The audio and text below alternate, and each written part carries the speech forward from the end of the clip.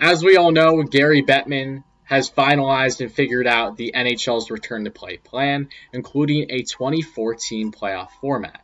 Yes, not actually 24 teams, but you're going to have numerous teams in both the Eastern and Western Conference playing in a qualifying round at best of 5 series, to whichever team wins that series will then go to the actual first round of NHL playoffs for 2020.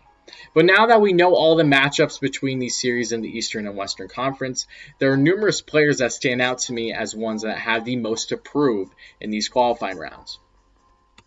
First of all, hello everyone, welcome back to my channel. If you're new here, my name's Tyler, and I just do all things relating to the NHL and try to be as consistent with my content as possible. But for you today, I am discussing 5 players that have the most to prove in these qualifying rounds. So what do I mean by that when I say 5 players? Well, what I mean is that there are 5 players, at least in my opinion, that have the most to prove because they either have contracts that they haven't lived up to yet and are detrimental to their team's success, so they really need them to step up their overall game, are leaders, captains for their teams that without them, things could really look shaky come playoff time, and also players that have necessarily just have down years this season and really need to step up if they want to help their team have a significant playoff push, but ultimately just get into the playoffs by playing in the qualifying round. So that is what I'm going to be discussing with you today. So to start off, we have Sergei Brodsky. Sergei Brodsky, as we all know, the Russian goaltender, signed a massive 7-year, $70+ million contract with the Florida Panthers after leaving the Columbus Blue Jackets via free agency. But what has Sergei Brodsky done with that new contract? Not much good, to say the least. In 50 games played this season with his new club, he had 23 wins, 19 losses, 6 overtime losses, a goals allowed average of 3.23, and a save percentage of .900 even. Not looking good at all. But overall, when it comes to his playoff statistics, it doesn't get any better either. In 34 games played, he has 11 wins, 18 losses, and 0 overtime losses, with 3.14 goals allowed average and a save percentage of .902. That is not looking good at all, as I previously mentioned, with his time with the Columbus Blue Jackets and the Flyers. But especially when it comes to the Blue Jackets, he did do strong in the playoffs last year in a small series. But you also have to add in the fact that the Blue Jackets have one of, if not the best defense in all the NHL, and have had a great defense for quite some time, shortly after John Tortorella's arrival as head coach in Columbus.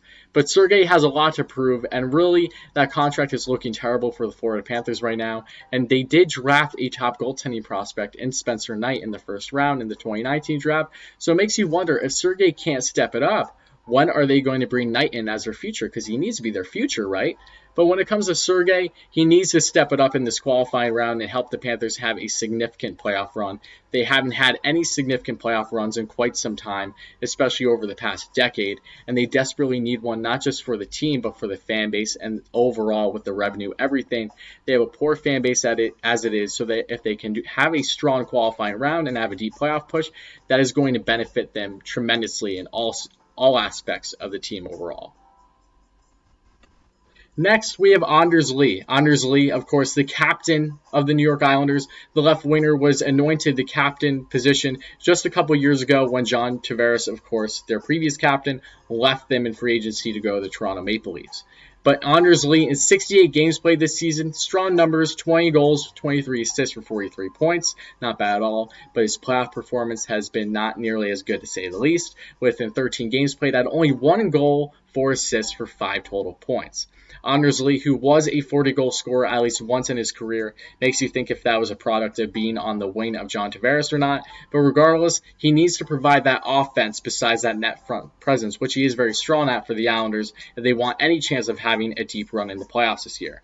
The Islanders, and similar to the Panthers, have had little to no playoff success for quite some time now. Really, since the 80s, they haven't gotten anything rolling on a playoff standpoint. So having Anders Lee, their captain, stepping up for them just makes perfect sense. And he really needs to get his act together with them in his playoff performance. I know he hasn't played a lot of playoff games, but he needs to take that next step for his team as not just being on the team, but being their leader, their overall captain. They can't just bank on the likes of Matt Barzal, which while he's fantastic, they need to bank on guys like Anders Lee, who's supposed to lead the way going into playoffs.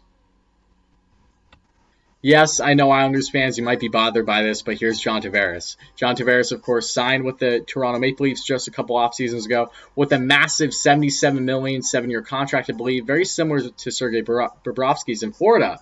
But Tavares, unlike Bobrovsky, has done just fine since starting with his new team. Last year, Tavares had over 90 points, I believe, and this season was doing just great, just under a point per game. In his 63 games played, had 26 goals, 34 assists for 60 overall points. But his playoff performance is where things get interesting. In 31 total games played in the playoffs between the Islanders and the Leafs, he had 13 goals, 14 assists for 27 points, and 5 points in 5 games with the Toronto Maple Leafs against the Boston Bruins back in 2019. But overall, John Tavares needs to step up his overall game in this qualifying round against the Columbus Blue Jackets, and here's why. They can't just bank on the likes of Austin Matthews, who we now know has COVID-19, but hopefully should be fine come the qualifying round, and that seems to be the case with all the other athletes that get it. But when it comes to Tavares, he needs to make sure he steps up and really shows that offense that they signed him for, right? Tavares is still in the prime of his career. He needs to provide that offensive production that the Leafs desperately need when they are kind of in a flunk. If you look at how they played against Boston last year, Tavares didn't have a bad series, but he definitely got shut down one-on-one in certain situations against the Bruins. And yes, I know they're a great defensively minded team, but overall, Tavares needs to get over that hump and be fantastic for them in the qualifying round. So that way they just have so many weapons, because their lineup is ridiculous when you look at it from an offensive standpoint. Now they just need to gel that all together and have it where if you have Matthews out there and he doesn't provide, it's no worry because you have Tavares to back him up in a 1A, 1B type tandem at the center position. Next, you have goaltender Jacob Markstrom. A very interesting story. Markstrom, originally drafted in the first round by the Florida Panthers, believe it or not, almost a decade ago now, if not already a decade. He never fully developed, unfortunately, for the Florida Panthers, and since then has finally found his way as an NHL mainstay, but with the Vancouver Canucks. In 43 games played, he had 23 wins, 16 losses, 4 overtime losses, but a goals allowed average of 2.75 and a save percentage of 918. I can tell you from watching games this year of Markstrom, he looked fantastic in the games I watched for the Canucks, and overall was looking like a Vezina candidate up until his injury that he sustained in the latter part of this NHL season. But Markstrom, who is a UFA at the end of the season with his contract coming up, of course, what is going to happen with him? Is he going to stay with the Vancouver or go elsewhere? I think that goes hand in hand with how he plays in this qualifying round, especially. If Markstrom steps up, and he really should provide that best goaltending he's ever done in his career in this qualifying round, of course, against the Minnesota Wild. That'll be huge for the Canucks, and not just going to the playoffs for the first time in quite a while, but also proving that he is still worthy of being that starter for the Vancouver Canucks and re-signing him versus, say, banking on a guy like Thatcher Demko, who's supposed to be the Vancouver Canucks goalie of the future, maybe as soon as next season. But regardless if Vancouver re-signs him or not, Markstrom should really make sure that he is worth every single penny that comes his way with a new contract, whether it be with the Canucks or elsewhere. So Jacob Markstrom makes perfect sense for him to step up and really have the most to prove in this qualifying round against the Minnesota Wild. And last but not least, Johnny Gaudreau. Johnny Gaudreau, a fantastic player, but this year took quite a dive in his offensive production after having just under 100 points last season with the Calgary Flames. This season, the left winger in 70 games played had 18 goals, 40 assists for 58 points. Not bad numbers by any means, but still a huge drop-off from almost 100 and, of course, a full season or so. Yes, I understand that given the Calgary Flames head coach change, that changed the kind of mentality they have as an overall team with being definitely more defensively minded. But even with saying that, Gaudreau needs to step up in big games for the Calgary Flames more than ever, and this qualifying round is the perfect time to do it.